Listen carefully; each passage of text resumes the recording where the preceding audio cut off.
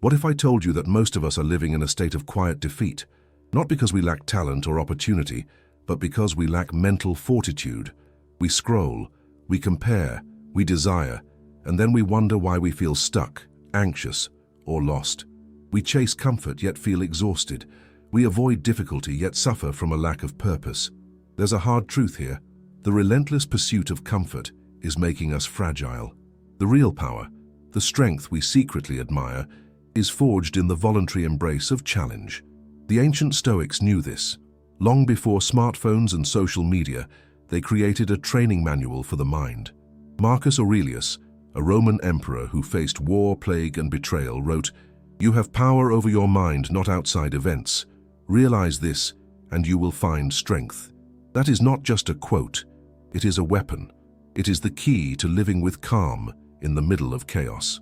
Stoicism doesn't make life easy. It makes you strong enough for any life. In this video, we are diving deep into 8 Stoic laws. I call them laws because, like gravity, they are unyielding. They are not gentle suggestions or motivational fluff. They are principles tested in the battles of ancient Rome that will rewire your mind and make you mentally unbreakable. Before we begin, I ask you to treat this not as entertainment, but as a training session. The goal isn't just to listen, but to reflect and to decide. Each of these laws has the power to change you, but only if you engage with it. So let's begin the work. Law 1. Embrace discomfort as your teacher. We are taught to run from pain, to seek comfort at all costs. But the Stoics taught the opposite. Walk toward necessary discomfort with your eyes open. Think about the moments of your greatest growth. Did they happen when you were comfortable and everything was easy? Or did they happen when life challenged you and you were forced to choose, rise up or break down? The Stoics saw every obstacle as an opportunity. As Marcus Aurelius wrote, "The impediment to action advances action. What stands in the way becomes the way." This means every challenge is not a roadblock, it is a training ground. That difficult conversation is a chance to practice courage. That traffic jam is a test of your patience. That exhausting workout is where your character is forged. I used to believe that a good life was an easy life. I avoided difficult tasks and conversations, only to find that my world became smaller and my anxiety grew larger. I learned that by choosing controlled voluntary discomfort, you build an immunity to the uncontrolled chaos of life. When the real storm hits, you are not a stranger to hardship. You are a trained veteran. So from now on, see discomfort as a sparring partner. It's here to make you stronger. Choose one small voluntary hardship today. Take the cold shower. Have the honest conversation. Sit in silence without your phone. This is how resilience is built. Law 2. You are the master of your emotions, not their slave. How often does an emotion dictate your day? A rude comment ruins your morning. A sudden change of plans creates anxiety. A feeling of laziness convinces you to abandon your discipline. The brutal Stoic truth is this: if you are ruled by your passing emotions, you are a slave.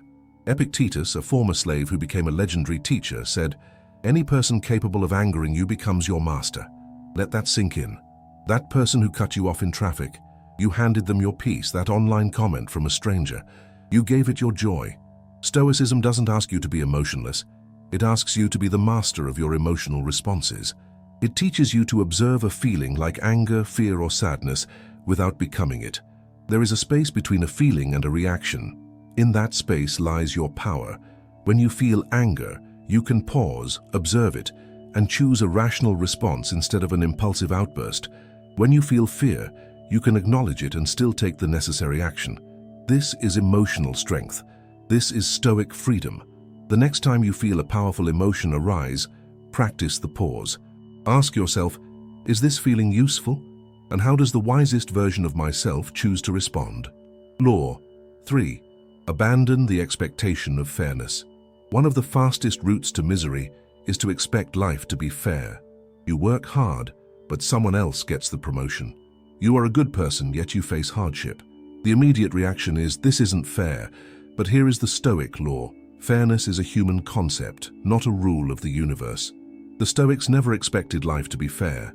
They expected reality. They prepared for loss, betrayal, and injustice, and because they expected it, they were ready for it. This doesn't mean you become passive or accept injustice when you can fight it. It means you stop wasting your precious energy on complaining about reality and instead focus that energy on your response. The average person is weakened by injustice. The Stoic is strengthened by it, using it as an opportunity to practice virtue, resilience, and integrity. You don't control the hand you are dealt, but you always control how you play your cards. Stop demanding fairness from the world. Instead, demand strength from yourself. Law 4. Master your inner citadel, the dichotomy of control. The Stoics believed your power lies in a very small, specific place, inside your own mind, in what you can control. Everything outside of that, other people's opinions, the economy, your reputation, a global pandemic, must be treated with a degree of detachment. Epictetus put it simply, make the best use of what is in your power and take the rest as it happens. The trap we all fall into is trying to control what we can't. We obsess over what others think of us. We worry about a future that hasn't happened, and we feel anxious and powerless. What is truly in your control? Your beliefs, your choices, your actions, your character. That's it. This shift in focus is life-changing. Instead of being pulled in 100 directions, you become grounded, centered in your own actions. Imagine you are in a storm at sea. The Stoic doesn't scream at the wind. He grabs the wheel of the ship. Master what is yours to master. Let go of the rest. Law 5. Practice voluntary hardship to build resilience. In a world addicted to comfort, discipline becomes a superpower. The Stoics didn't wait for life to challenge them. They challenged themselves first. Not to punish themselves, but to prepare. Seneca practiced poverty, sleeping on the floor and eating plain food, to remind himself that he didn't need luxury to be content. This is voluntary hardship. It's choosing a moment of discomfort to build a mind that won't crack under the pressure of real adversity. You don't build willpower by watching videos. You build it by doing the difficult thing on purpose. Wake up early to train when your body craves the bed. Fast for a day to show your urges who is in charge. Take a cold shower to practice embracing what is uncomfortable. These small chosen struggles stack up. Over time, you become resilient, adaptable, and powerful. When real hardship comes, it's not a shock. It's just another training session. Law 6. Detach from outcomes, commit to the process. We are taught to obsess over results. Get the job, win the prize, earn the money. But Stoicism flips this script. Detach from the outcome. Commit to the process. Why? Because the result is never fully guaranteed, as it depends on external factors. But your effort, your discipline, your intention, those are always within your control. When you tie your self-worth to outcomes, you become fragile. If you launch a project and it fails, you feel worthless. If you love someone and they leave, you collapse. But if you tie your worth to your effort and your character, you always win. You did the work. You acted with virtue. The result is a bonus, not the measure of your value. Ironically, when you let go of needing a specific outcome, you often increase your chances of achieving it. You act with clarity and focus, not with desperation or fear. Focus on writing the best book you can, not on hitting the bestseller list. Focus on training with excellence, not just on winning the medal. That is the Stoic path. Law 7. Meditate on your mortality to live with purpose. Memento mori. Most people live as if they have forever. They waste time, delay their dreams, and stay stuck in mediocrity. But the Stoics meditated on death, not to be morbid, but to be fully alive. Memento mori. Remember you will die. Marcus Aurelius wrote, "You could leave life right now. Let that determine what you do and say and think." This is not a source of fear. It is the ultimate source of freedom and focus. When you truly realize your time is limited, you stop wasting it on trivial things. You stop arguing over petty matters. You stop tolerating relationships that drain you. You start creating, loving, and living with urgency and purpose. You might not control how long you live, but you control how deeply you live. Stare death in the face, and it will teach you how to live. Law 8. Live for virtue, not for applause. Most people live for likes, praise, and attention. The Stoic, however, moves for virtue. As Marcus Aurelius said, "Just that you do the right thing, the rest doesn't matter." This means living with honor, even when no one is watching. Speaking the truth, even if your voice shakes. Keeping your word, even if it costs you. This is how you build a character that cannot be bought or broken. Choosing what's right is often the harder path. It's easier to cut corners, to impress, rather than to be authentic.